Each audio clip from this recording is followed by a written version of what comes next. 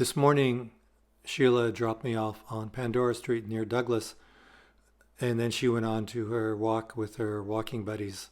I knew that she was going to be going over to Fantastico across the bridge, and she really wanted me to try to join her with her friends. So I walked along in that general direction.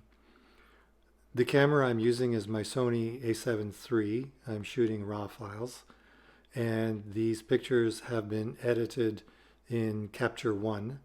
And I was using the Samyang 35mm 2.8 lens.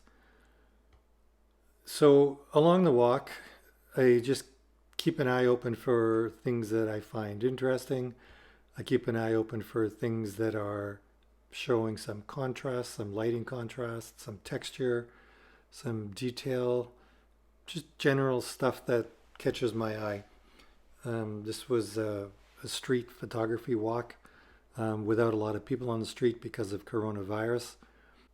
The reason I chose the Samyang 35mm lens is that it's the kind of de facto street photography lens if you're using a full frame camera, which the Sony a7 III is.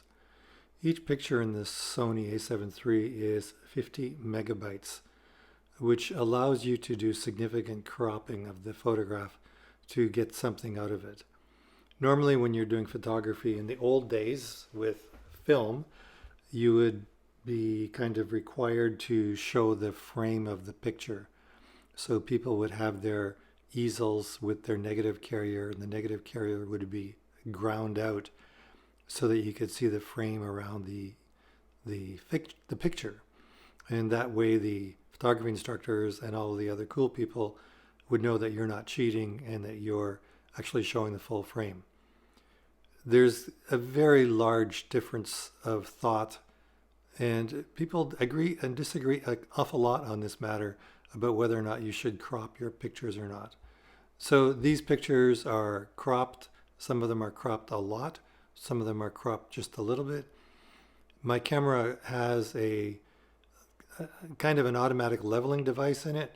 So it shows you if you're level, and it shows you if your camera is tilted frontwards or backwards. So you can get it perfectly horizontal as well as perfectly flat.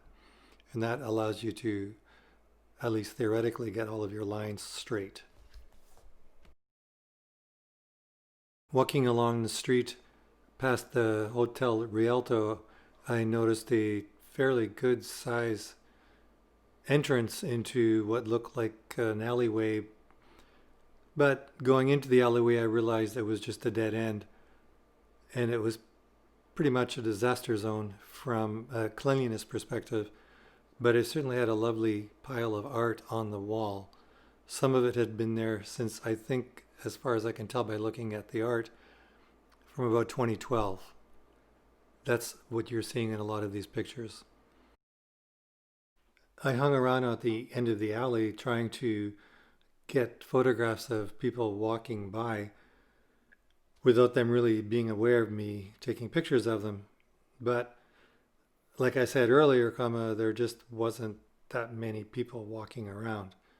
So I continued down the street past the Human Resources offices and then along towards the McPherson Theater, and got that picture where it was talking about taking care about living in Victoria. And then I walked past the alleyways. My God, the alleyways here are just lovely. You can get lots of nice pictures in these alleyways. So at this point, I was experimenting. Well, I shouldn't say experimenting. I was changing the diaphragm on the camera from pretty much wide open to pretty much shut down. When the diaphragm is shut down, it means it's closed very far, which gives your lens the ability to capture a lot of depth of field or a lot in focus. This picture, the wall is focused almost immediately in front of the camera all the way to the end of the alleyway. And in this picture, the lens is wide open at f2.8, which means that you can see that there's nothing in focus very much in the background, and the words in fact are focused on one side better than they are on the other. Continuing along Pandora, we get to the bridge, which was going up. And I was pretty close, so I was able to get across the street and get some pictures of the mechanism of showing how the bridge works and how it goes up and then how it goes down. I was able to get some pictures along the bridge as I was walking across it over to where Sheila was having her coffee.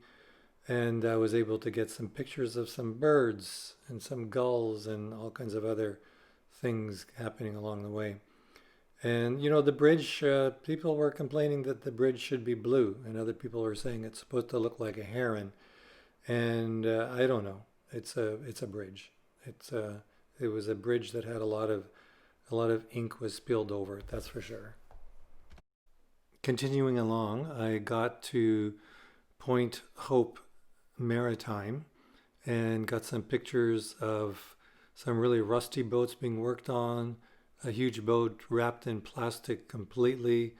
And then I got to where Sheila was having her coffee and walked back across the bridge on the other side and ended up back over along near where the mechanism is. And I was able to get some more pictures of some birds and the mechanism and everything else. It was pretty fun.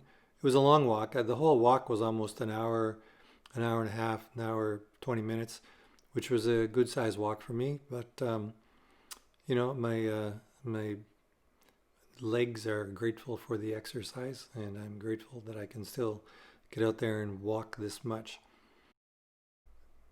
I got some pretty good pictures of the gears and mechanism for the gearheads out there who like to see how this thing works. And basically, it's a huge counterweight and a whole bunch of gears that pull this thing up and down. It's pretty interesting, the mechanism. But there was no boats going under it this time, so people were curious as to what was going on.